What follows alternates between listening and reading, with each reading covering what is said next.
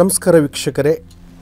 ಪ್ರತಿಯೊಂದು ವೀಕ್ಷಕರು ಒಂದು ಗೂಡಂತ ಪ್ರತಿಯೊಬ್ಬರಿಗೆ ಒಂದು ಆಸೆ ಇದ್ದೇ ಇರುತ್ತೆ. ಗೂಡೆಂದರೆ ಒಂದು ಮನೆ, ಒಂದು ಚಿಕ್ಕದು ಆಗಲಿ ಚೊಕ್ಕು ಆಗಲಿ ಒಂದು ಮನೆ ಕಟ್ಟಬೇಕಪ್ಪ ಅಂತ ಹೇಳ್ತಾರೆ. ಮದುವೆ ಮಾಡಿ ನೋಡು, ಮನೆ ಕಟ್ಟಿ ನೋಡು ಅಂತ ಒಂದು ಗಾದೆ ಇದೆ. ಆದ್ರೂ ಒಂದು ಮನೆ ಕಟ್ಟಬೇಕಂದ್ರೆ ನಾವು ಯಾವ ಪ್ಲಾನಲ್ಲಿ ಇರಬೇಕು, ಯಾವ ಸಂದರ್ಭದಲ್ಲಿ ನಾವು ಮನೆ ಕಟ್ಟಬೇಕು. ಲಕ್ಷಾಂತರ ರೂಪಾಯಿ ದುಡ್ಡು ಇರುತ್ತೆ, ಮನೆ ಕಟ್ಟೋಕ್ಕಾಗಲ್ಲ. 1 ರೂಪಾಯಿ ದುಡ್ಡು ಇರಲ್ಲ, ಮನೇಲಿ ಸಾಕಷ್ಟು ಪ್ಲಾನ್ ಮಾಡ್ತಿರ್ತಾರೆ. ಅದು ಅವರ ಭವಿಷ್ಯದ ಪ್ರಕಾರದಲ್ಲಿ ಅದು ಯಾಕೆ ಕೂಡಿ ಬರುತ್ತೆ ಅಂತ ಹೇಳ್ತಾರೆ ನೋಡಿ. ಆ ಥರದಲ್ಲಿ ಹಣ ಅವ್ರಿಗೆ ಕೂಡಿ ಬರ್ತಾ ಇರ್ತದೆ, ಮನೆ ಕಟ್ಟೇ ಬಿಟ್ಟಿರ್ತಾರೆ. ಮತ್ತು ಕೆಲವು ಜನ ಸಾಲ ಸೂಲ ಮಾಡಿರ್ತಾರೆ, ಮನೆಯೂ ಆಗೋದಿಲ್ಲ, ಅರ್ಧಬರ್ಧಕ್ಕೆ ನಿಂತಿರುತ್ತೆ. ಮತ್ತು ಕೆಲವು ಪ್ಲಾನ್ ಮಾಡ್ತಾನೇ ಇರ್ತಾರೆ, ಯಾವುದು ಮನೆ ಆಗೋದಿಲ್ಲ. ಎಷ್ಟೋ ಜನ ಸ್ವಂತ ಜಾಗ ಇಟ್ಟುಕೊಂಡು, ಸ್ವಂತ ಮನೆ ಇಟ್ಟುಕೊಂಡು ಬಾಡಿಗೆಯಲ್ಲಿ ಹೋಗಿ ಜೀವನ ಮಾಡೋರು ಸಾಕಷ್ಟು ಜನವಾಗಿದ್ದಾರೆ.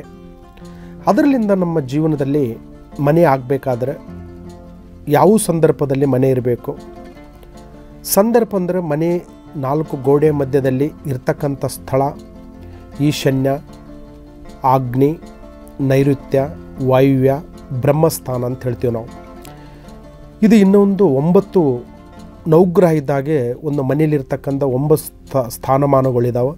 ಆ ಸ್ಥಾನಮಾನದಿಂದ ನಮಗೆ ಯಾವ ಥರ ಇದೆ ಮನೆ, ಯಾವ ದಿಕ್ಕಲ್ಲಿ ನಾವು ಮಲ್ಕೋಬೇಕು, ಮಕ್ಕಳು ಯಾವ ದಿಕ್ಕಲ್ಲಿ ಮಲ್ಕೋಬೇಕು, ಮಕ್ಕಳು ಯಾವ ದಿಕ್ಕಲ್ಲಿ ಓದ್ಕೋಬೇಕು, ಇಂಥ ಸಂದರ್ಭವನ್ನು ಮನೆ ಕಟ್ಟಿದಾಗ ಕಾಡ್ತಾ ಇರುತ್ತೆ. ಮನೆ ಒಳಗಡೆ ಎಷ್ಟು ತೊಂದರೆಸತೆ, ದವಸ ಧಾನ್ಯಗಳಾಗಿರ್ಬೋದು, ಹಣಕಾಸಿನ ಬಗ್ಗೆ ಆಗಿರ್ಬೋದು, ಯಾವುದೂ ಉಳಿಸೋಕ್ಕೂ ಆಗೋದಿಲ್ಲ. ನಮ್ಮ ಮನೆಗೆ 4 ಜನ ದುಡಿತಾರೆ ಸ್ವಾಮಿ, ದುಡ್ಡನ್ನೇ ಮನೆಯಿಂದ ಡೋರ್ ಒಳಗಡೆ ಬರಲ್ಲ, ದುಡ್ಡು ಖಾಲಿ ಆಗಿರುತ್ತೆ. ಕೊಟ್ಟಂಥ ದುಡ್ಡು ಜಲ್ದಿ ವಾಪಸ್ಸು ಬರೋದಿಲ್ಲ. ಇಲ್ಲಿ ಮನೆಯಲ್ಲಿ ವಾಸ್ತುಗೆ ಸಂಬಂಧಪಟ್ಟಿದ್ದೇನಾದರೂ ಸ್ವಲ್ಪ ಅಡೆತಡೆ ಇದೆನಾ? ಹಿಂದಿನ ಕಾಲದಲ್ಲಿ ಗಜ ಆಯ, ಧ್ವಜ ಆಯ, ಸೊನ್ಯಾಯ ಅಂತ ಆಯ ಪ್ರಕಾರದಲ್ಲಿ ಮನೆ ಕಟ್ತಿದ್ರು. ಇವಾಗ ಅಡಿ ಪ್ರಕಾರದಲ್ಲಿ ಮನೆ ಕಟ್ಟಂಥ ಯೋಗ ಬಂದಿದೆ. ಇವಾಗ ಇಷ್ಟೇ ಅಡಿ ಮನೆ ಇರಬೇಕು, ಇಷ್ಟೇ ಅಡಿ ಪಾರ್ಕಿಂಗ್ ಇರಬೇಕು, ಇಷ್ಟೇ ಅಡಿ ಬೆಡ್ರೂಮ್ ಇರಬೇಕು, ಇಷ್ಟೇ ಅಡಿ ವಾಶ್ರೂಮ್ ಇರಬೇಕು, ಪ್ರತಿಯೊಂದು ವರಂಡ ಈ ಥರದಲ್ಲಿ ಮನೆಯನ್ನು ಪ್ಲಾನ್ ಮಾಡ್ತಾ ಇರ್ತದೆ. ಆ ಮನೆ ಬಗ್ಗೆ ನಾವು ಖಡಖಂಡಿತವಾಗಿ ವಾಸವಾಗಿದ್ದ ಮನೆ ಫಸ್ಟ್ ಕರೆಕ್ಟ್ ತಿಳ್ಕೊಬೇಕು. ನಾವು ವಾಸವಾಗಿದ್ದ ಜಾಗದ ಬಗ್ಗೆ ನಾವು ಕರೆಕ್ಟ್ ತಿಳ್ಕೊಬೇಕು. ಅಷ್ಟು ನಾವು ತಿಳ್ಕೊಂಡಿದ್ದು ನಿಜ ಇತ್ತಂದ್ರೆ ನಮ್ಮ ಮನೆ ಸುಖ ಸಂತೋಷವಾಗಿ ಬಾಳೋಂಥ ಒಂದು ಮಾರ್ಗದರ್ಶನ ಇರುತ್ತೆ. ಮನೆಯಲ್ಲಿ ಸ್ವಲ್ಪ ಅಡೆತಡೆಗಳು ಆಗಿಬಿಟ್ನಂದ್ರೆ ಮನೆಯಲ್ಲಿ ನಾನತರೆ ಒಂದು ನೋವು, ದುಃಖ ಮತ್ತು ಮಾನಸಿಕ, ಅಲ್ಲಿ ಮನೆಯಲ್ಲಿ ಯಾವುದು ಒಳ್ಳೆಯ ಶುಭ ಕಾರ್ಯಗಳು ಸತೆ ನಡೆಯೋಕ್ಕೆ ಚಾನ್ಸಸ್ ಇರೋದಿಲ್ಲ. ಅದರಲ್ಲಿಂದ ನಮ್ಮ ವಾಸ್ತು ಪ್ರಕಾರದಲ್ಲಿ ತಿಳ್ಕೊಬೇಕಾದ್ರೆ ಯಾವ ಜಾಗದಲ್ಲಿ ಯಾವ ವಸ್ತು, ಯಾವ ಪದಾರ್ಥವನ್ನು ಇಡಬೇಕು, ಆ ಜಾಗದಿಂದ ನಮಗೆ ಅನುಕೂಲ ಯಾವ ಥರ ಆಗುತ್ತೆ ಅದು ಕರೆಕ್ಟವಾಗಿ ತಿಳ್ಕೊಬೇಕಾಗುತ್ತೆ. ದೈವ ಬಲ ಇರುತ್ತೆ, ಗುರುಬಲ ಇರುತ್ತೆ. ಆದರೆ ಮನೆಯಲ್ಲಿ ವಾಸ್ತುನೇ ಸರಿ ಇಲ್ಲ ಅಂದರೆ ಯಾವುದಕ್ಕೆ ಮನುಷ್ಯನಿಗೆ ಕೂಡೋಕ್ಕೆ ಸಾಧ್ಯ ಆಗೋದಿಲ್ಲ, ಯಾವುದು ಸಮಯ ಸಂದರ್ಭದಲ್ಲಿ ಪ್ಲಾನ್ ಮಾಡೋಕ್ಕೆ ಸಾಧ್ಯ ಆಗೋದಿಲ್ಲ. ಅದರ ಪ್ರಕಾರದಲ್ಲಿ ನಮ್ಮ ಮನೆ ವಾಸ್ತು ನೋಡಬೇಕಾದ್ರೆ ಕರೆಕ್ಟ್ ಒಬ್ಬ ಗುರುಗಳ ಒಂದು ಮಾರ್ಗದರ್ಶನ ತಗೋಬೇಕಾಗುತ್ತೆ.